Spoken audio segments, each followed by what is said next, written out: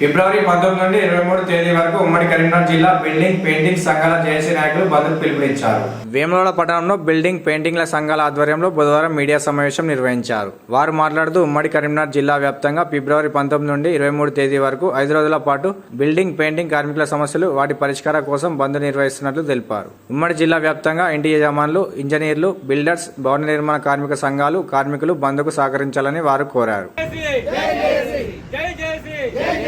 Building painting సంఘాల JAC తరపున ఈరోజు వెమ్లవాడలో పోస్టర్ ఆవిష్కరణ జరుపుకోవడం జరిగింది. ఉమ్మడి కరీంనగర్ జిల్లా వ్యాప్తంగా